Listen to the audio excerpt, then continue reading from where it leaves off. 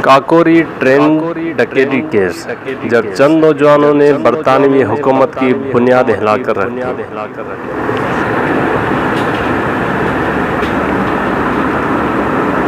हिंदुस्तान को अंग्रेज़ों की गुलामी से आज़ादी दिलवाने के लिए उस सदी के वायल में मुतअद्दिद तहरीकें चली और सैकड़ों अफराद ने कैदोबंद की सोबतें बर्दाश्त की। बाज़ अफराद ने मादरी वतन की आज़ादी के लिए अपनी जान की कुर्बानी से भी गुरेज नहीं किया और तख्तेदार पर अजल को लब्बैक कहा। बरे सगीर की जदोजहद आज़ादी की तारीख में काकोरी ट्रेन डकैती का वाक़या एक अहम संग मील की हैसियत रखता है।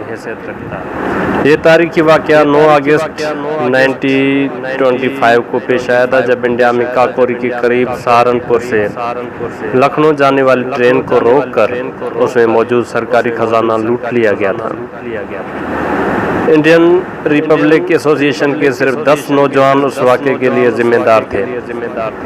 उन नौजवानों के नाम थे पंडित राम प्रसाद बिस्मल, राजेंद्र लाहिड़ी, रोशन सिंह, अशफाक उल्लाह खान, सचिंदर नाथ बख्शी, चंद्रशेखर आज़ाद, बनारसी लाल, बनवारी लाल, भूपिंदर सान्याल और प्रेम किशन खन्ना। 9 अगस्त 1925 को निसफ के करीब शब गुजर चुकी थी। आसमान पर स्याह बादल छाए हुए थे, हल्की हल्की फवार पड़ रही थी। चांद की 2 तारीख थी, इसलिए सर शाम से ही अंधेरा था। ऐसे में जब सहारनपुर से लखनऊ जाने वाली 8 डाउन पैसेंजर ट्रेन का काकोरी स्टेशन की प्लेटफार्म पर गुजर हुआ तो चंद मुसाफिर ट्रेन से उतरे और चंद लोग ट्रेन में जल्दी जल्दी सवार हो गए। किसी को अंदाजा नहीं था कि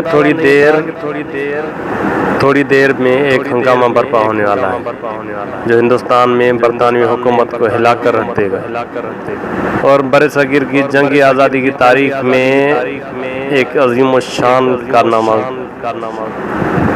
तारीख में लिखा जाएगा। आज़ादी की तारीख हमेशा अक़ीदत व एहतराम की नज़र से देखा जाएगा।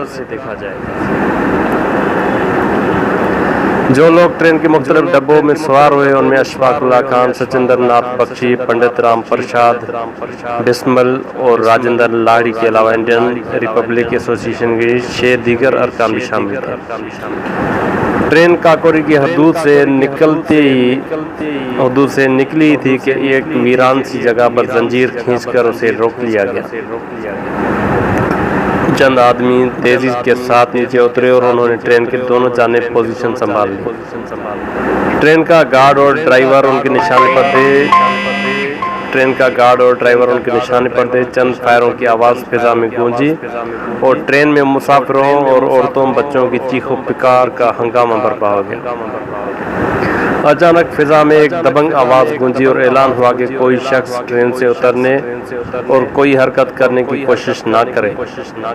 हम डाकू नहीं इनकलाबी हैं, हम किसी मुसाफिर को नुकसान नहीं पहुंचाएंगे, सिर्फ ट्रेन में जाने वाला सरकारी खजाना लूटेंगे और आसानी से चले जाएंगे। ग्रुप के चंद नौजवान गार्ड के डब्बे तक पहुंच गए और उसे मुहासरे में ले लिया। गार्ड को नीचे उतार लिया गया। 3-4 आदमियों ने उस डब्बे में घुसकर उस तिजोरी को नीचे गिरा दिया जिसमें सरकारी खजाना मौजूद था। गार्ड ने किसी किस्म की मज़ाहमत नहीं की।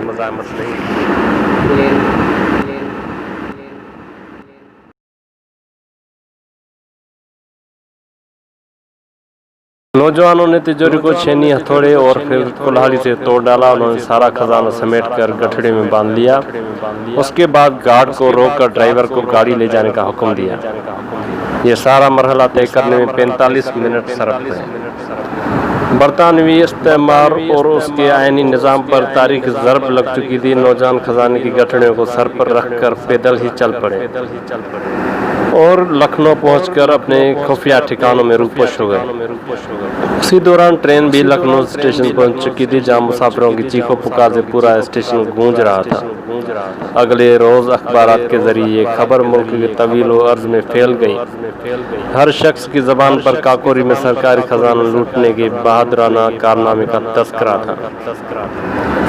उत्तर प्रदेश यूपी की हुकूमत ने नहायत सरगर्मी के साथ मामले की तफ्तीश शुरू कर दी। इब्तिदाई मायूसी, नाकामी, गुस्से और जिंजिलाहट के सिवा पुलिस के हाथ कुछ नहीं आया, मगर 1.5 माह के मुसलसल जद्दोजहद के बाद 26 सितंबर 1925 को पूरे सूबे में बेक वक्त छापा मारा गया और 44 के लगभग नौजवान गिरफ्तार कर लिए गए। मुकदमा शुरू होने से पहले 16 नौजवान रिहा कर दिए गए और बकाया 28 को कटहरे में लाने का फैसला कर दिया गया।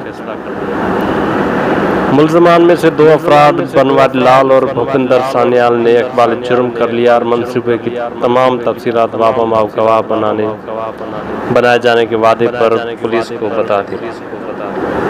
पता चला कि 3 मुलजमान अशफाकुल्लाह खान, सचिंदर नाथ बख्शी और चंद्रशेखर आज़ाद के अलावा तमाम मुलजमान गिरफ्तार हो चुके हैं।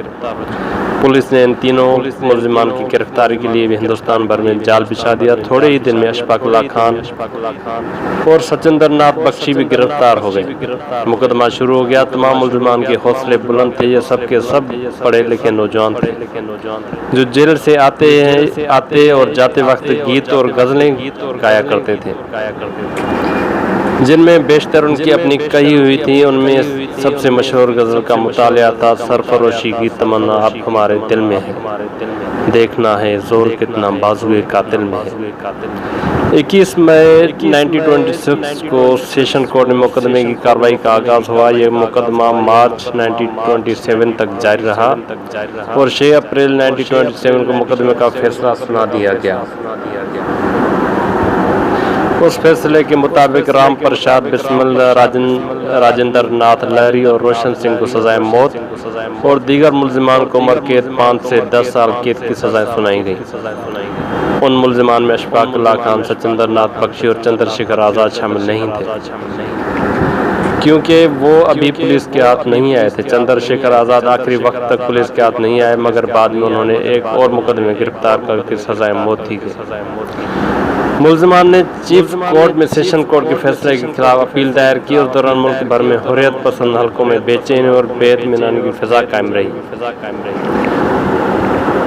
लेजिस्लेटिव काउंसिल में ठाकुर मंजीत सिंह ने सजाए मौत पाने वाले मुलजमान की सजाएं कम करने की करारदाद भी पेश की, मगर कौंसिल का इजलास मुनक्किद न होने की बायस उस करारदाद पर बहस ही नहीं हो सकी और जब बहस शुरू हुई तो सारा खेल खत्म हो चुका था। चीफ कोर्ट ने सेशन कोर्ट का फैसला बरकरार रखा। उस दौरान अशफाकुल्लाह खान और सचिंदर नाथ बख्शी भी गिरफ्तार हो चुके थे। 19 दिसंबर को पंडित राम प्रसाद बिस्मिल, अशफाकुल्लाह खान, राजेंद्र नाथ लहरी और रोशन सिंह को यूपी के मुख्तलिफ जिलों में तख्तेदार पर लटका दिया गया, जबकि सचिंदर नाथ बख्शी समेत 5 मुलजिमान को उम्र कैद और 10 दीगर मुलजिमान को 3 से 14 साल कैद की सजा सुनाई गई। बड़े सगीर की तारीख में यह वाक़या काकोरी डकैती केस के नाम से मारूफ है। आज़ादी के बाद हुकूमत हिंद ने सजाए मौत पाने वाले 2 हुर्रियत पसंद राम प्रसाद बिस्मिल और अशफाकुल्लाह खान की याद में एक यादगार डाक टिकट भी जारी किया।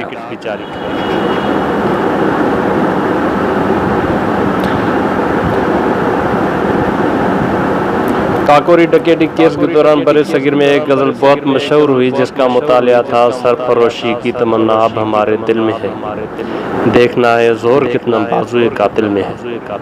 ताहम इस गजल के बारे में आमतौर पर यह समझा जाता रहा कि उसे इस डकैती केस में सजाए मौत पाने वाले मुजाहिद आज़ादी पंडित राम प्रसाद बिस्मिल ने तख्लीक किया था। उस गलत फहमी का सबब यह था कि पंडित राम प्रसाद बिस्मिल की ज़बान पर आखिरी वक्त में यही शेर था और चूँकि उसका तखल्लुस भी बिस्मिल था, इसलिए ये गलत फहमी मज़ीद तक़वीत पा गई।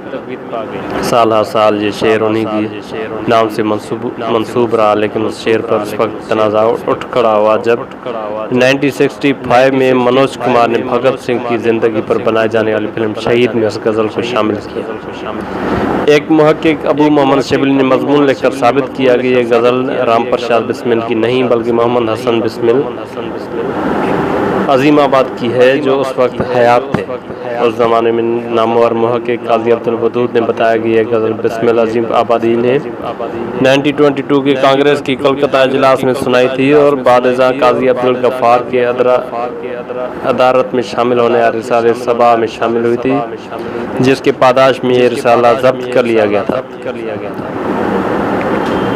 नामवर शायर अली सरदार जाफरी ने भी काजी अब्दुल वदूद की तायद में एक मजमून तहरीर किया। 2008 में मुमताज़ मुहक्किक मोहम्मद इकबाल ने भी अपनी किताब बिस्मिल अज़ीम आबादी शख्सियत और फ़न में अपनी तहकीक से ये साबित किया कि यह गज़ल सैयद शाह मोहम्मद हसन बिस्मिल अज़ीम आबादी की है। शाह मोहम्मद हसन बिस्मिल अज़ीम आबादी का ताल्लुक इंडिया के सूबे बिहार के शहर पटना के एक ज़मींदार खानदान से था। उनकी पैदाइश 1921 में हुई।